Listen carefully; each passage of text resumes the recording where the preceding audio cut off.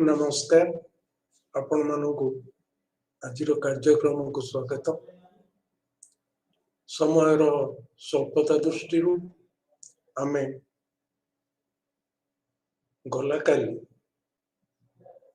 तेलंगाना राज्य गठन संपर्क में संपूर्ण भाव में आलोचना करि नथिले।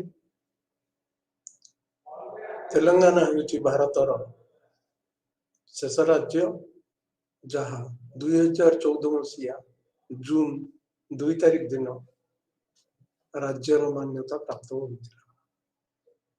यह पूर्व मु कही तेलंगाना राज्य गठन पूर्व यह आंध्र प्रदेश अंश विशेष थिला। तेलंगाना वासी मानकर धारणा थिला जेहेतु आंध्र अंचल अर्थनैतिक प्रगति सुदृढ़ थिला एवं साक्षरता हार अधिक थिला, से दृष्टि से माने भविष्यत रे समस्यार सम्मुखीन होई पारंती। तथापि सेमानंकर आशंका दूर करिया पाई जेहेतु से माने आंदोलन आरंभ कले 1956 मसीह गोटे राजीनामा स्वाक्षरित है जहाँ को कहा जाए जेंटलमैन्स एग्रीमेंट। यही राजीनामा रे कांग्रेस रो नेतृवर्ग विभिन्न अंचल स्वाक्षर करथिले। एही राजीनामा अनुसार आंचलिक समस्या समाधान पाई कमिटी गठित हेबो एवं यही कमिटी जो सब अभियोग आसीबो ताको अनुध्यान करी समाधान पाई सुपारिश करिवे। यही राजीनामार द्वितीय गुरुत्वपूर्ण दिग थिला आंध्र प्रदेश मुख्यमंत्री जदि तेलंगाना अंचल होइथिबे ताहले उपमुख्यमंत्री तटीय आंध्र एवं रायलसीमा अंचल बासिंदा होइथिबा उचित, किंबा जदि रायलसीमा एवं तटीय आंध्र अंचल मुख्यमंत्री होइथांती ताहले उपमुख्यमंत्री तेलंगाना बासिंदा होइथिबा उचित। यही राजीनामा 1956 मसीह स्वाक्षरित होइथिला, किंतु तेलंगाना वासी अभियोग कले जे यही राजीनामा अनुसार पदक्षेप निया जाई नाही। तेणु तेलंगाना बुद्धिजीवी मानकु नहीं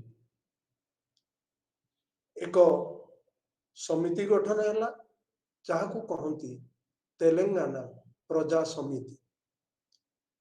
यह एक अणराजनैतिक संगठन, किंतु परे एथिरे चेन्ना रेड्डी कुंडा लक्ष्मण को भली नेतृवर्ग सामिल हेले एवं यह राजनैतिक संगठन रे परिणत है। 1971 मसीह लोकसभा निर्वाचन तेलंगाना अंचल बोध हुए 14 आसन मध्य 10टी आसन रे तेलंगाना प्रजा समिति विजयी होइतिला एवं यह परे तेलंगाना प्रजा समिति कांग्रेस सह विलय घटिला। 1985 मसीह मुख्यमंत्री थिले एनटी रामाराव। से एक सरकारी निर्देश देले जहाँ जीओ 610 GO 610 नाम परिचित। यही निर्देश अनुजाई तेलंगाना अंचल पर निजुक्ति क्षेत्र में केतक पदवी संरक्षित रखागला एवं तांको परे मुख्यमंत्री चंद्रबाबू नायडू मध्य यही सरकारी निर्देशनामा 610 केते दूर कार्यकारी होइछि ताहा अनुध्यान करबा गगलानी आयोग एक सदस्य विशिष्ट गगलानी आयोग गठन करथिले एवं यही आयोग मध्य दर्शाई थिले जे तेलंगाना अंचल पर उद्दिष्ट पदवी गुड़िक आंध्र अंचल अधिवासी निजुक्ति सुजोग प्रदान करा जाइथिला जद्वारा तेलंगानावासी क्षुब्ध होते 2001 मसीह के चंद्रशेखर राव एक राजनैतिक दल गठन कले जहा TRS नाम परिचित पूर्वटी थिला तेलंगाना प्रजा समिति यह तेलंगाना राष्ट्रीय समिति TRS 2004 में कांग्रेस एवं TRS मेंट लोकसभा एवं विधानसभा निर्वाचन में अंशग्रहण करथिले एवं विजय लाभ करथिले एवं आंध्र प्रदेश रे कांग्रेस पक्षरु मुख्यमंत्री नियुक्त होइते जेहेतु 2004 रे मेंट सरकार TRS एक मित्र दल थिला तेणु निर्वाचन समय मध्य जो दलीय इस्ताहार प्रस्तुत होइतिला सेथिरे तेलंगाना राज्य गठन पर प्रतिश्रुति दिया जाइथिला एवं एही दलीय इस्ताहार आधार में प्रणब मुखर्जी एवं शरद पवार नेतृत्व एक सब कमिटी गठित होइतिला किंतु एही सब कमिटी तेलंगाना राज्य गठन संपर्क निजर निष्पत्ति प्रदान पूर्व 2006 मसीह के चंद्रशेखर राव मेंट सरकार ओहरी गले एवं 2007 मसीह आंदोलन मात्रा आहुरी वृद्धि पाइला 2007 मसीह विशेषत्व है उस्मानिया विश्वविद्यालय विद्यार्थी शिक्षक अणशिक्षक कर्मचारी आंदोलन नेतृत्व नहीं बहु संख्यार से माने जोग देथिले शेष उपा सरकार न्यायमूर्ति श्रीकृष्ण अध्यक्षता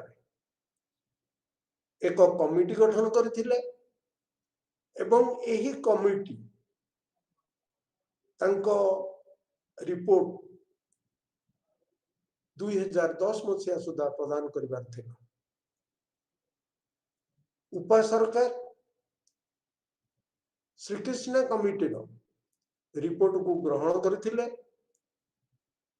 कैबिनेट द्वारा यह मध्य गृहीत होइथिला एवं शेष संसद रे तेलंगाना राज्य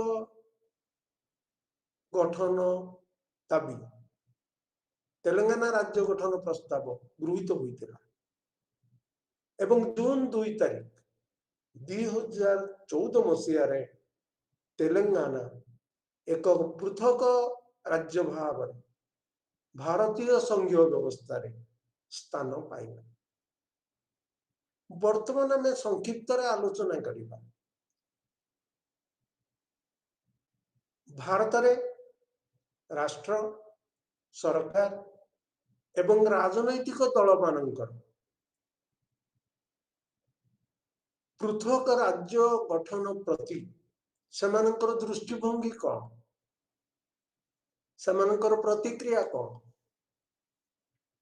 आम साधारणतः देखा पाती जे राजनैतिक दल मान राजनैतिक वास्तवता उपर आधार करी सेमानकर प्रतिक्रिया प्रदान करथांती एवं पदक्षेप नहीं थांती निर्वाचन राजनीति रे सफलता पाई केतेबेले नूतन राज्य गठन प्रस्ताव को समर्थन प्रदान करथला बेले केतेबेले मध्य विरोध करंती उदाहरण स्वरूप 2009 निर्वाचन रे जेउ कांग्रेस पूर्वरु पृथक तेलंगाना राज्य गठन प्रस्ताव को ग्रहण करथिला सही कांग्रेस तार विरोध करथिला यह पूर्व मु कहली एनटी रामाराव परे आंध्रर मुख्यमंत्री चंद्रबाबू नायडू से मध्य आंध्रर विभाजन जो पृथक तेलंगाना राज्य सृष्टि हो ताहा चाहू नथिले किंतु तथापि से परिवर्तित राजनैतिक परिस्थिति रे गर्गलानी आयोग गठन करथिले एवं राज्य स्तरीय एवं केंद्र स्तरीय प्रमुख राजनैतिक दल मानकर नेतृवर्गंकर प्रतिक्रिया रे भिन्नता परिलक्षित हुए से माने देखंती जे जेउ अंचल पृथक राज्य पई दाबी उपस्थापित होउची सही आंदोलन को केउ प्रमुख जाति र समर्थन रही कहीं निर्वाचन रे जातिर मध्य भूमिका रही था तेणु साधारणतः जेतबेले निर्वाचन प्रक्रिया घोषणा हुए जेतबेले राजनैतिक दल मानकरे गोष्ठी कंदल वृद्धि हुए सेतबेले राजनैतिक दल माने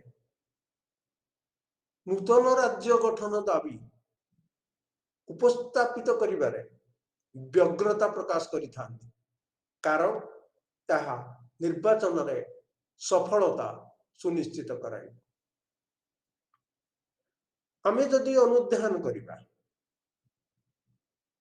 जेउ चारोटी राज्य गठन हैला झारखंड छत्तीसगढ़ उत्तराखंड एवं तेलंगाना तेलंगाना 2014 रे एवं 2000 मसीह रे अन्य तीनोटी राज्य तुलनात्मक भावे देखिले झारखंड एवं तेलंगाना राज्य सृष्टि पाई जेउ भली भावरे लोकमानंकु संगठित करा जायतिला झारखंड एवं उत्तराखंड गठन पाई से भली भावरे तुलनात्मक भाव से भली भावरे सेमानंकु संगठित करा जाय नथिला तार अर्थ नुह जे झारखंड राज्य गठन पाई किंबा उत्तराखंड गठन पाई उद्यम होई नथिला व्यवस्थापिका सभा रे विभिन्न आलोचना चक्र रे एवं चिठा प्रस्ताव माध्यम रे झारखंड एवं उत्तराखंड राज्य गठन पाई दृष्टि आकर्षण करा जायतिला झारखंड तुलन रे उत्तराखंड रे मध्य आंदोलन तुलनात्मक भावे एक सफल आंदोलन संगठित होइतिला वर्तमान जदि आमे अनुध्यान करिबा विद्वान मानकर मत संपर्क पॉल ब्रास से उल्लेख करिसंती जे केंद्र सरकार राज्य मान्यता प्रदान समय दुईटी दिग प्रति विशेष दृष्टि दे था। प्रथम दिगटी है जो राज्य नूतन राज्य सृष्टि हेब से राज्य सरकार समर्थन रही कि ना, से राज्यर विधान सभा प्रस्ताव गृहीत होइछि कि ना। द्वितीय से ही राज्यर जो अंचल पृथक राज्यर मान्यता दाबी करुछंती से ही अंचलवासी से प्रति समर्थन रही कि ना। तेणु आमे जो आलोचना करुले नूतन राज्य गठन संपर्क में यही तेलंगाना राज्य गठन दक्षिण रे भारतर दक्षिण रे तेलंगाना राज्य गठन संपर्क में आमे आलोचना कले। समयर स्वल्पता दृष्टि आउ एक प्रसंग जहा आलोचना करिवार आवश्यकता थिला किंतु होई पारिनी ताहा हला आतंकवाद एवं विद्रोह ये मध्य संपर्क। साधारण लोक माने आतंकवाद एवं विद्रोह किंबा आतंकवादी एवं विद्रोही एमानक मध्यरे कौनसी प्रभेद देखि न था, किंतु एमानक मध्यरे प्रभेद रही। उभय विद्रोही और आतंकवादी निजर लक्ष्य पूर्ण पाई हिंसात्मक पंथा अवलंबन करिथां। विद्रोही माने लोकंक मानसिकता परिवर्तन करी सेमानंकर स्थिति सुदृढ़ करिवा पाई उभय भौतिक एवं नैतिक समर्थन लाभ करिवा पाई लोकमानंकु संगठित करिथांती। तेणु समाज रे एक बृहत वर्गंकर समर्थन लाभ करिवा पाई सेमानंकर स्थिति यथायथ बोली प्रमाण करिवा पाई सेमाने लोकमानंकु संगठित करिथांती। किंतु आतंकवादी माने लोकमानंकु संगठित करि न थांती किंबा सेमानंकर उद्देश्य न थाए जे राजनैतिक व्यवस्था परिवर्तन आनिबा। अवश्य आपण माने समय समय रे सुनुथुबे जे पाकिस्तान प्रायोजित आतंकवादी माने जम्मू काश्मीर रे प्रवेश करी आखि बुझा गुली चालना करचंती एवं केतक काश्मीर बासिंदांक घरे आश्रय नेउछंती। सेमाने सामूहिक भाव में भय प्रदर्शन कराई आश्रय नहीं थाई पारंती, किंतु एक बृहत जन समुदाय निकट भौतिक एवं नैतिक समर्थन लाभ करिबा तांकर उद्देश्य न थाए। किंतु विद्रोही माने सबुबले चेष्टा करती जे लोक जन समूह मानसिकतार किपरि परिवर्तन सेमाने किपरि सेमानंकु समर्थन करिवे कहीं समर्थन आवश्यकता रही एवं सेमाने मध्य प्रचलित व्यवस्थार परिवर्तन आने चेष्टा करते। केतक अंचल किंबा निर्दिष्ट अंचल नियंत्रण मुक्त करने सेमाने उद्यम करते, किंतु आतंकवादी से उद्देश्य न था। ସେମାନଙ୍କର ଲକ୍ଷ୍ୟ ହେଲା ହିଂସାତ୍ମକ ଉପାୟରେ ଏକ ଭୟାତୁର ପରିବେଶ ସୃଷ୍ଟି କରିବା ଏବଂ ଲୋକମାନଙ୍କ ଭିତରେ ଗୋଟେ ଧାରଣା ସୃଷ୍ଟି କରିବା ଯେ ଶାସନରେ ଥିବା ସରକାର ଦକ୍ଷ ନୁହନ୍ତି, ଶାସନରେ ଥିବା ସରକାର ଯୁକ୍ତିଯୁକ୍ତ ତାଙ୍କର କାର୍ଯ୍ୟକଳାପ ନୁହଁ, ଏଭଳି ଏକ ଧାରଣା ସୃଷ୍ଟି କରିବା ପାଇଁ ସେମାନେ ଉଦ୍ୟମ କରନ୍ତି। କିନ୍ତୁ ପ୍ରଚଳିତ ବ୍ୟବସ୍ଥାକୁ ପରିବର୍ତ୍ତନ କରିବା ପାଇଁ ସେମାନେ ଉଦ୍ୟମ କରିନଥାନ୍ତି। ତେଣୁ ଯେହେତୁ ଆତଙ୍କବାଦ ଏବଂ ବିଦ୍ରୋହ ସମ୍ପର୍କରେ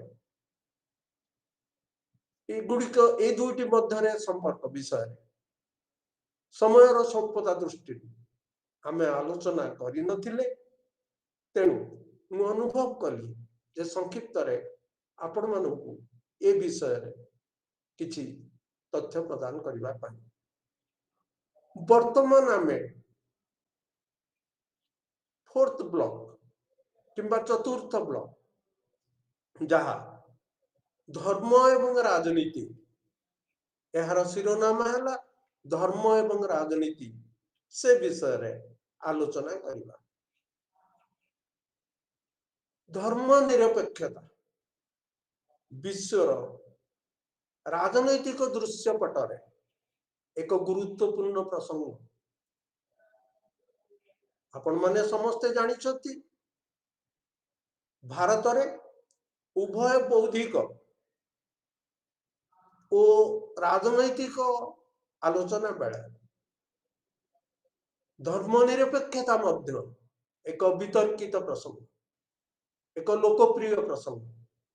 केवल भारत रे नु सारा विश्व रे एहा एक गुरुत्वपूर्ण प्रसंग भाव रे ग्रहण करा जायछि। जुबल नोहा हरारी एक पुस्तक रचना करिसंती जहार शिरोनाम है 21 lessons for 21st century. 21 lessons for 21st century एवं एही पुस्तक रे एकविंश शताब्दी 21 गोटी गुरुत्वपूर्ण प्रसंग मध्य धर्मनिरपेक्षता को से अंतर्भुक्त कर। तेणु धर्मनिरपेक्षता केवल भारत रे नुह विश्व रे एक गुरुत्वपूर्ण आलोच्य विषय। वर्तमान आम आलोचना करबा धर्मनिरपेक्षता कौन। धर्मनिरपेक्षतार प्रमुख प्रसंग है धर्म। धर्मनिरपेक्षतार अर्थ है कौन सी देश किंबा समाज रे निर्दिष्ट धार्मिक समुदाय संख्यागरिष्ठता रही मध्य अन्य धर्मर संख्यालघु समुदाय भेदभाव किंबा उत्पीड़नर शिकार हेबा उचित नुह। धार्मिक संख्यागरिष्ठ समुदाय एवं संख्यालघु समुदाय उभय तिष्ठि रहिबे, उत्पीड़न किंबा भेदभाव बाछ विचार यार शिकार हेबे नहीं। धर्मनिरपेक्षतार अर्थ मध्य अन्य केतक प्रसंग उपर निर्भर करे। तन्मध्यरु धर्मनिरपेक्षतार धर्म सह संपर्क, राष्ट्र, विश्वास, धार्मिक समुदाय, व्यक्ति, गणतांत्रिक मूल्यबोध, धार्मिक स्वतंत्रता एवं समानता तथा नैतिक मूल्यबोध अन्यतम। विभिन्न दृष्टिकोण धर्मनिरपेक्षतार दुई प्रकार अर्थ रही। प्रथम राष्ट्र और धर्म मध्य संपर्क को आधार करी आलोचना करा जाए।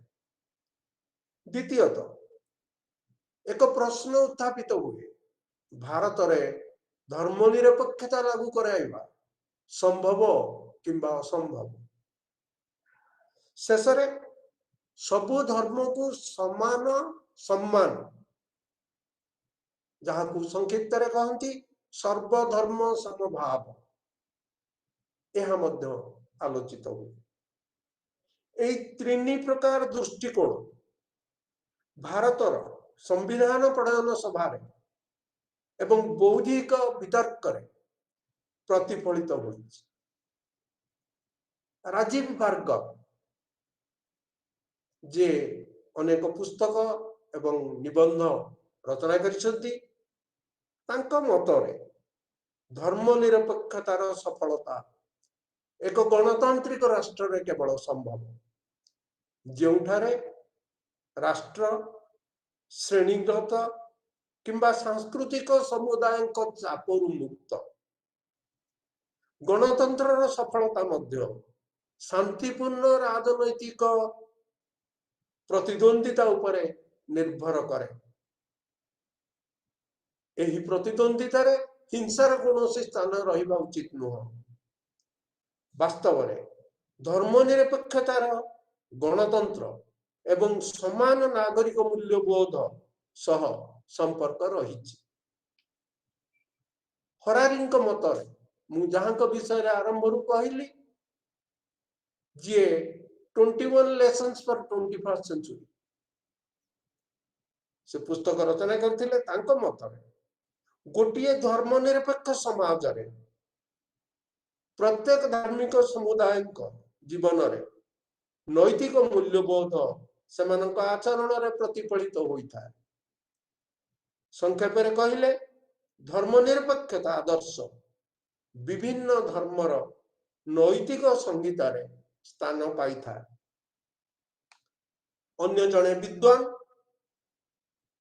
जे भारतर धर्मनिरपेक्षता संपर्क रे अनुध्यान करछंती, तांको ना हला डी.ई. स्मिथ। तांको पुस्तक इंडिया एज सेकुलर स्टेट, एही पुस्तक रे तीनोटी विशेष लक्षण उपरे से गुरुत्व देइछंती। प्रथम लक्षण है व्यक्ति एवं धार्मिक व्यापार में राष्ट्र हस्तक्षेपर अनुपस्थिति। व्यक्ति एवं धार्मिक व्यापार में राष्ट्र हस्तक्षेप रहिबो नाही। द्वितीय रे व्यक्ति एवं राष्ट्र मध्य प्रथमटी गला व्यक्ति एवं धार्मिक व्यापार, द्वितीयटी है व्यक्ति एवं राष्ट्र मध्य संपर्क क्षेत्र रे धर्मर मध्य कौनसी हस्तक्षेप रहिबो नाही, अनुपस्थित। तृतीय रे कहचंती राष्ट्र सह व्यक्तिर संपर्क नागरिक भाव रे स्थापित हेबा उचित, कौनसी धार्मिक संप्रदायर सदस्य भाव रे नुह। इटी नागरिकता प्रश्न उपरे समान नागरिकता किंबा नागरिक मूल्यबोध ता उपरे गुरुत्व दिया जाई अछि। से मध्य कहिचंती दे धार्मिक व्यापार रे राष्ट्र निरपेक्षता अवलंबन करिबा उचित। स्टेट न्यूट्रालिटी, राष्ट्र निरपेक्ष रही। स्मिथ भारत को एक सफल धर्म निरपेक्ष राष्ट्र बोली ग्रहण करिसंती एवं से मध्य कहिसंती हिंदू धर्म रे धर्मनिरपेक्ष लक्षण निहित रहिछि। किंतु स्मिथंकर एही मंतव्य को गैलेंटर अन्य जने विद्वान से ग्रहण करि पारि नाहंती। तांकर युक्ति हैला भारत रे धार्मिक अनुष्ठान, धार्मिक शिक्षानुष्ठान मानंकु सरकार आर्थिक साहाय्य प्रदान करुचंती एवं हिंदू धर्म को प्रोत्साहन प्रदान करुचंती। तेणु भारत धर्मनिरपेक्ष आदर्श ठारू दूरे जाइछि बोली तांकर मंतव्य रही। अन्य जने विद्वान अकील विग्रामी मतरे धार्मिक संख्यागरिष्ठ समुदाय विपदर आशंका थिले धर्मनिरपेक्षता प्रश्न उत्थापित हुए। से आहुरी कहते आधुनिकतार अनुपस्थिति धर्मनिरपेक्ष प्रसंगर अभ्युदय घटाए।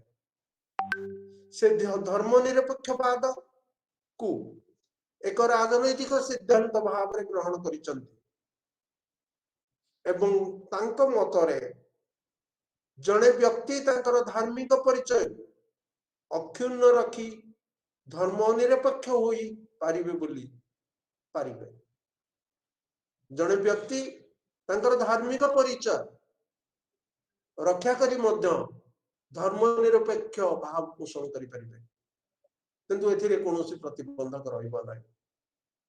वर्तमान संक्षिप्त आलोचना करिबा भारतीय संविधान धर्मनिरपेक्ष। आपण माने समस्ते जानिचंती मूल संविधान मुखबंध किंबा प्रस्तावना रे धर्मनिरपेक्ष शब्द सन्निवेष्टित हुई नथिला। 1976 मसीहार 42तम संशोधन धर्मनिरपेक्ष शब्द सन्निवेष्टित करागला। अर्थात संविधान प्रणयन सभा 17 अक्टोबर 1949 मसीह जेतबेले धर्म एवं धर्मनिरपेक्षता संबंध आलोचना होइतिला, सेतबेले संविधान प्रणयन सभार सभ्य माने अनुभव करथिले जे धर्मनिरपेक्षता शब्द सन्निवेष्टित करेबार आवश्यकता नहीं। संविधान मध्य सेमानंकर सुपारिश अनुजाई धारा 25 रु 30 मध्य धार्मिक संख्यालघु अधिकार सुनिश्चित करा जाई अछि। भारतर सर्वोच्च न्यायालय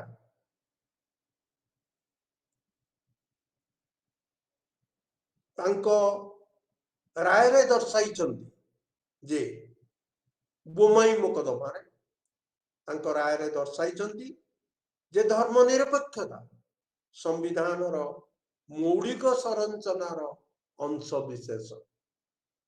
it is part of basic structure of the constitution. संविधान मौलिक संरचनार अंश विशेष। धर्मनिरपेक्षता संपर्क में संविधान प्रणयन सभा जो आलोचना होइथिला सही वितर्क संपर्क में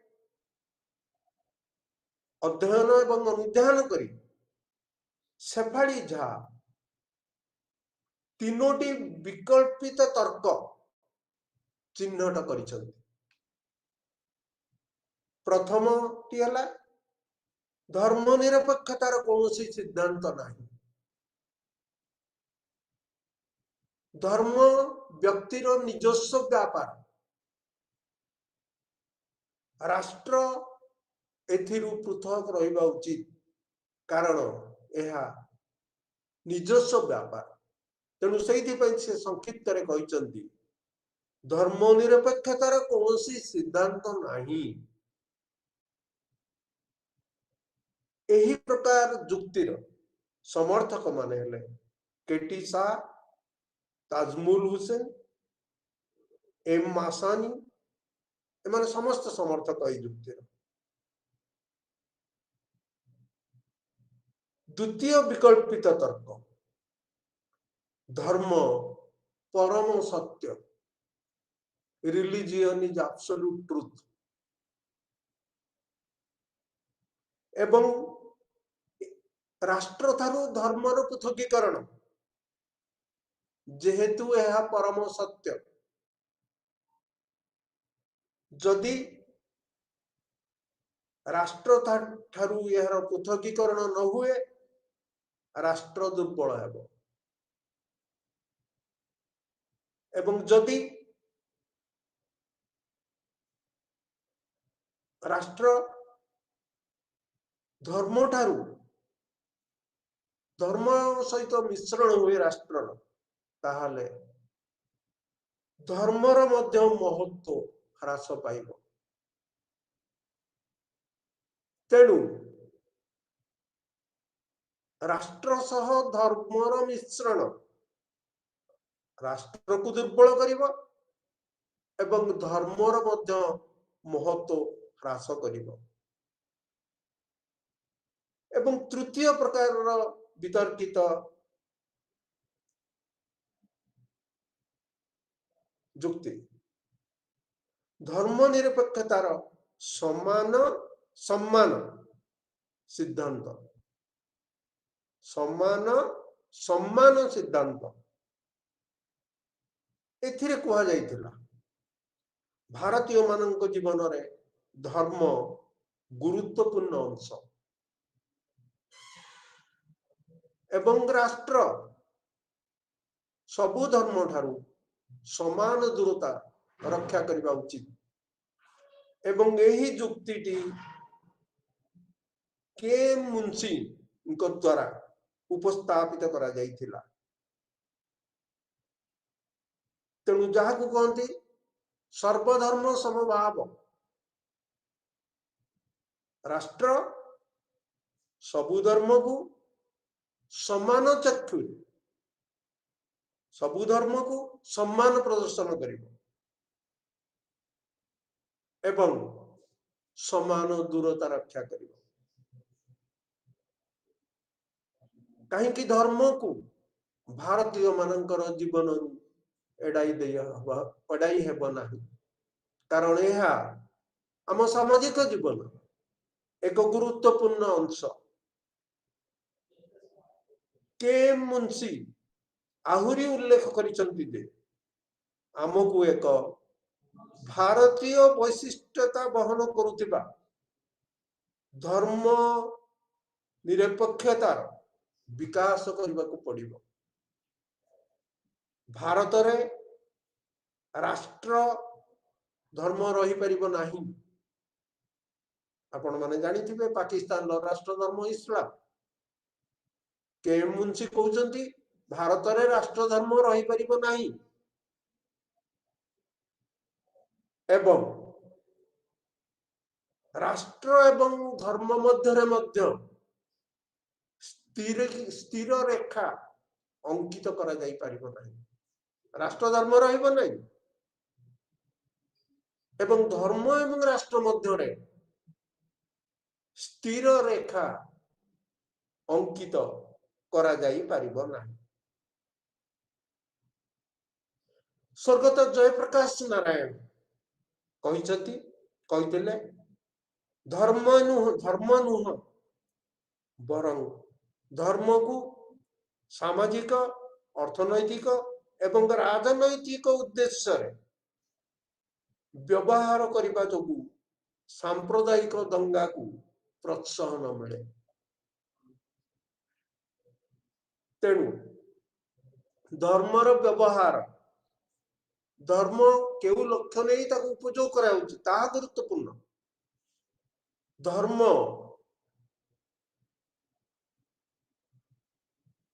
को राजनैतिक अर्थनैतिक आर्थिक एवं सामाजिक उद्देश्य मंद उद्देश्य नहीं व्यवहार करा गले ताहा सांप्रदायिक दंगा को आह्वान करे। वर्तमान में धर्म निरपेक्षता संपर्क में संक्षिप्त किसी आलोचना कले एवं एबे हमें आउ गोटे विषय आलोचना करिबा जहाकू कुआ जाए इंग्रजी रे एंटी सेकुलरिज्म किंबा धर्मनिरपेक्षता विरोधी आपण माने टिके आश्चर्य होउथिबे धर्मनिरपेक्षता को समस्ते प्रशंसा करंतु किंतु धर्मनिरपेक्षता विरोधी को एंटी सेकुलरिज्म बहु विद्वान समाजशास्त्री भिकु परेख टी.एन. मदन आशीष नंदी यही धर्म निरपेक्षता विरोधी तत्वर समर्थक सेमानंकर जुक्ति हैला भारतीय समाज धर्म उपरे आधारित एठारे राष्ट्र थारु धर्म को पृथक करा जाई पारिबो नाही वास्तव धर्म निरपेक्षता भारतीय परंपरार सहनशीलता टॉलरेंस सहनशीलता रे निहित सबु धर्म को समान सम्मान प्रदर्शन करे किंबा जहा को कहा जाए सर्व धर्म समभाव माध्यम रे धर्म निरपेक्ष लक्ष्य पूरण होई पारिबो अन्य एक अवधारणा जहा को कहा जाए धर्म निरपेक्षीकरण धर्म निरपेक्षीकरण अर्थ हैला सार्वजनिक नीति प्रणयन पब्लिक पॉलिसी एवं सामाजिक संपर्क रे धर्मर प्रभावर अनुपस्थिति किंतु एपरी दृष्टिकोण को धर्म प्रति नकारात्मक भाव बोली विचार करिबा उचित हेबो नाही वर्तमान में आलोचना करिबा सांप्रदायिकता संपर्क जहा को कहंती कम्युनलिज्म आपण माने समस्त जानि जंती पूर्वरु हमें जब आलोचना करूथिले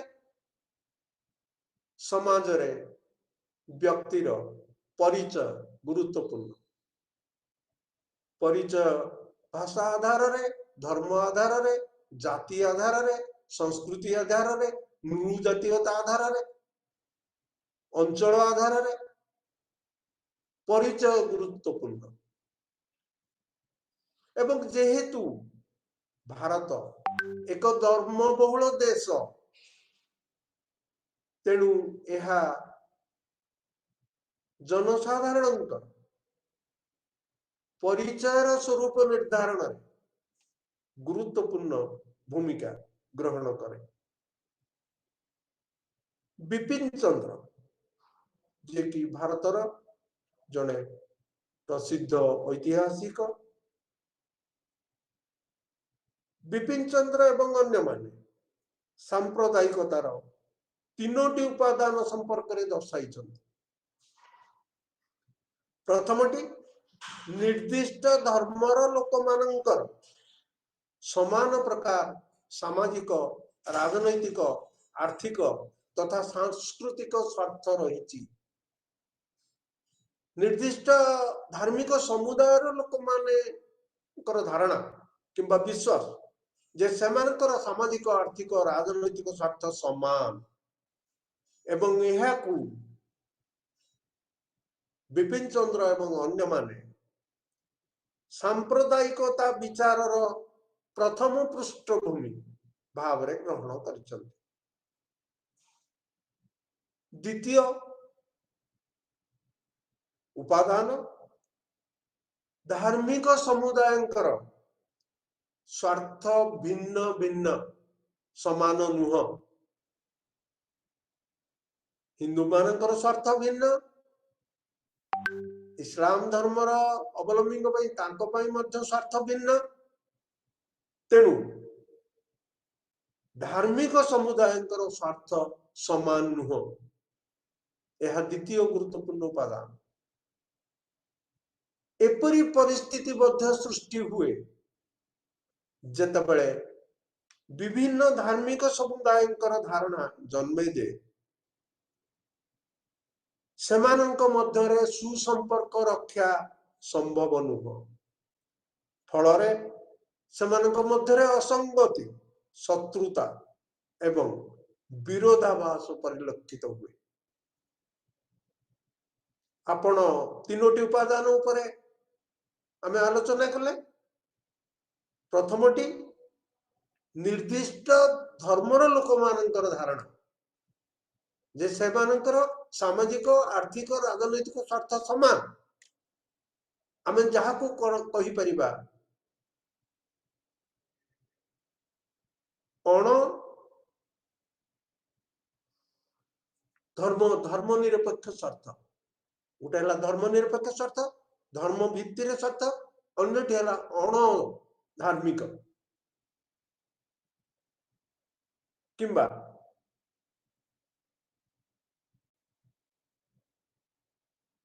से विभिन्न धर्मर लोक माने अनुभव करती जे सेमानंकर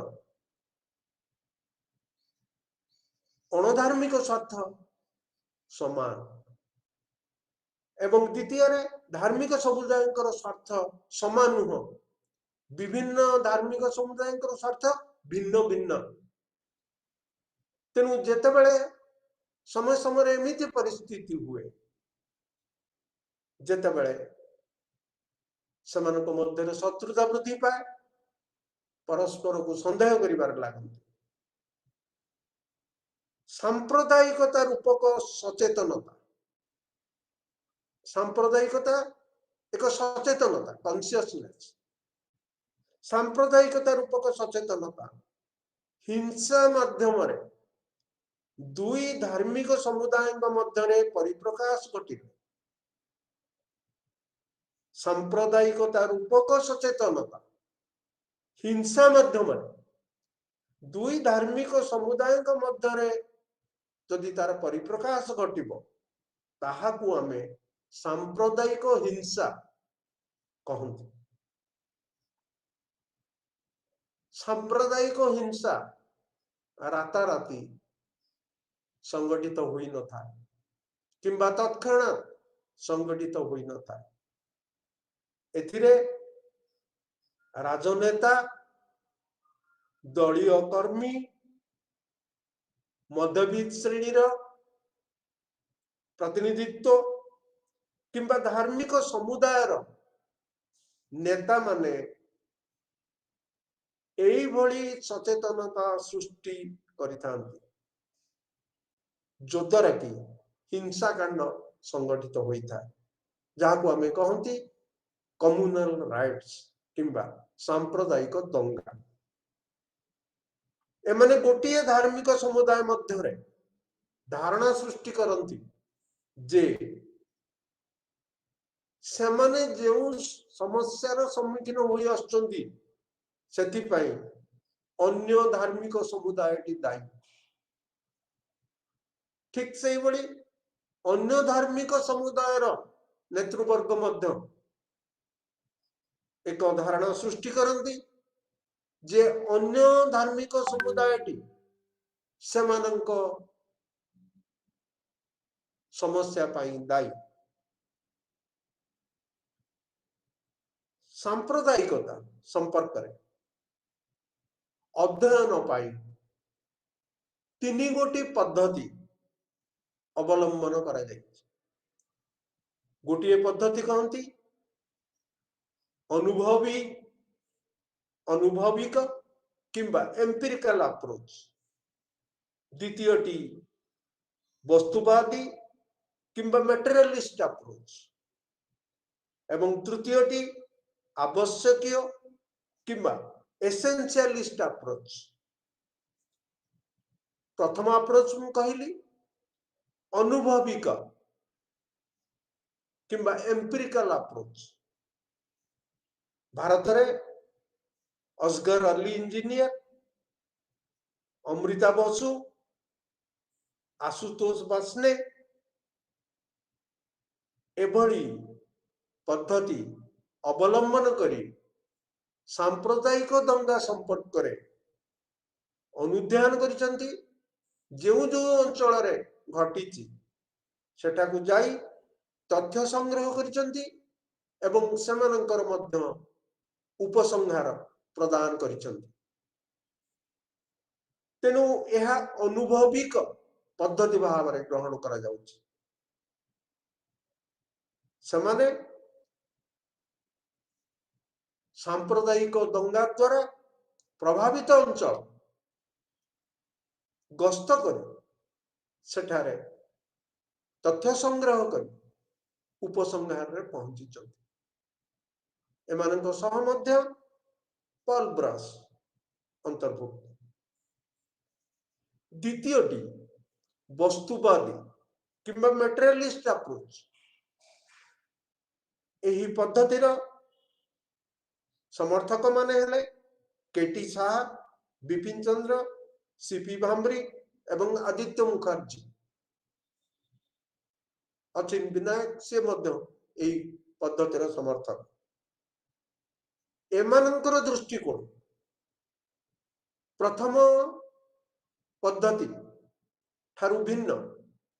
ଏମାନେ ସାମାଜିକ ଏବଂ ଅର୍ଥନୈତିକ ପୃଷ୍ଠଭୂମି, ରାଷ୍ଟ୍ରର ପ୍ରକୃତି, ଭୂମିକା ଏସବୁ ଉପରେ ଗୁରୁତ୍ୱ ପ୍ରଦାନ କରନ୍ତି। ଅର୍ଥାତ୍ ସାମ୍ପ୍ରଦାୟିକ ଦଙ୍ଗା ସୃଷ୍ଟି କ୍ଷେତ୍ରରେ ସାମାଜିକ ଅର୍ଥନୈତିକ କାରଣ ଏବଂ ରାଷ୍ଟ୍ରର ପ୍ରକୃତି, ରାଷ୍ଟ୍ରର ଚରିତ୍ର ଏବଂ ରାଷ୍ଟ୍ରର ଭୂମିକା ମଧ୍ୟ ରହିଥାଏ।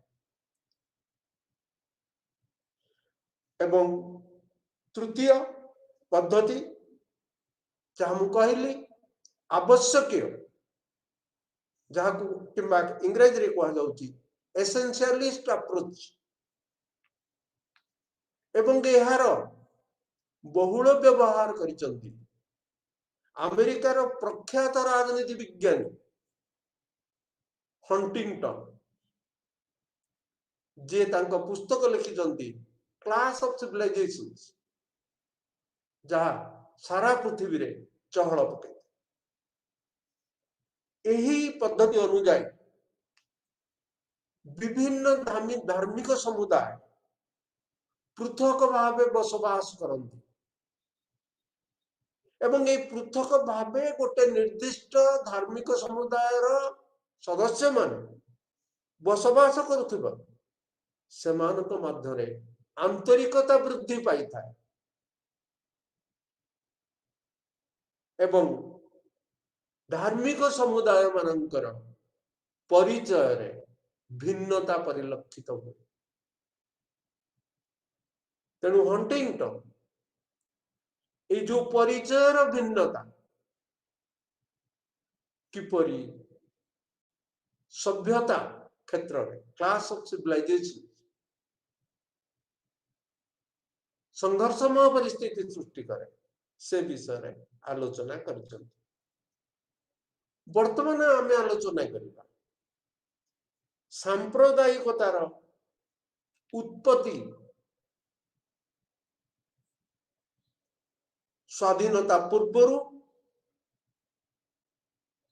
ସାମ୍ପ୍ରଦାୟିକତା ଭାବ ସୃଷ୍ଟି ହୋଇଥିଲା। ଏଥିପାଇଁ ଭାରତୀୟ ମାନେ ଦାୟୀ ନୁହନ୍ତି। ନିର୍ଦ୍ଦିଷ୍ଟ ଭାବରେ ଅନ୍ୟାନ୍ୟ କାରଣ ବ୍ୟତୀତ 1857 ମସିହାର ସିପାହୀ ବିଦ୍ରୋହ, ଔପନିବେଶୀ ସରକାରଙ୍କୁ ସେମାନଙ୍କର ଦୃଷ୍ଟିଭଙ୍ଗୀ ପରିବର୍ତ୍ତନ କରିବା ପାଇଁ ବାଧ୍ୟ କରିଥିଲା। ସେମାନେ ଦୃଢ ନିଶ୍ଚିତ ହେଲେ ଯେ ସେମାନେ ଯଦି ନୂତନ କୌଶଳ ଅବଲମ୍ବନ ନ କରନ୍ତି, ଭାରତୀୟ ମାନଙ୍କୁ ଭାଗ ଭାଗ ନ କରନ୍ତି, ତାହେଲେ ସେମାନଙ୍କ ଶାସନ ସ୍ଥାୟିତ୍ୱ ରହିବ ନାହିଁ। ତେଣୁ 1857 ସେମାନେ ନୂତନ କୌଶଳ ଅବଲମ୍ବନ କରିବା ଆରମ୍ଭ କଲେ जहाँ को इंग्रजी रे कहती policy of divide and rule. 19 शताब्दी मध्य भाग रे भारतीय बुद्धिजीवी मानकर अभ्युदय घटी जो माने उभय पारंपरिक शिक्षा एवं इंग्रजी माध्यम शिक्षा रे दक्षता हासिल करथिले। एही बुद्धिजीवी माने निजर शिक्षागत जातिगत सांस्कृतिक सीमा अतिक्रम करी भारतीय मानकर दुख दुर्दशा पाई औपनिवेशिक सरकार दायी बोली समानकर धारणा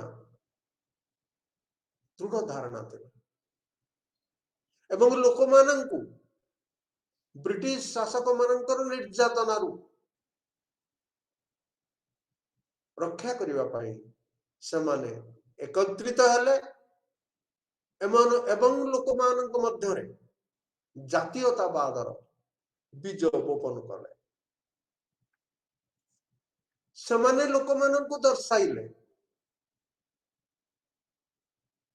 जे सरकार एक भ्रमात्मक धारणा सृष्टि करुछन्ति जे भारतीय मानक मध्यरे एकता प्रतिष्ठा असंभव कारण जाति धर्म अंचल नृजातीयता विभिन्न कारण पाई सेमाने विभाजित तेणु केबे हेले एमानक मध्यरे एकता प्रतिष्ठा होई परिबो नाही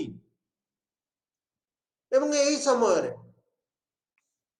जेम्स मिल एक पुस्तक रचना कले हिस्ट्री ऑफ ब्रिटिश इंडिया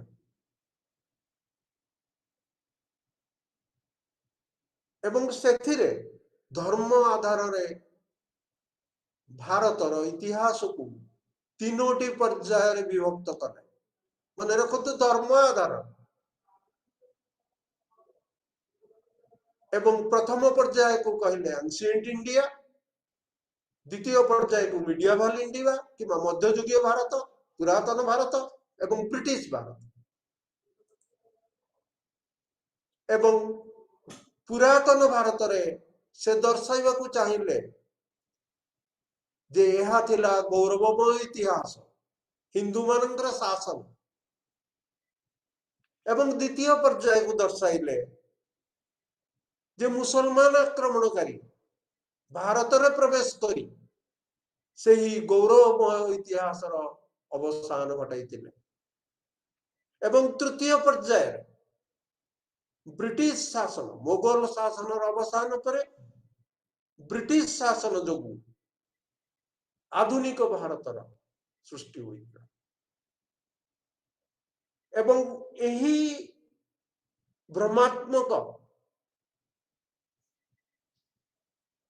ऐतिहासिक पर्यालोचना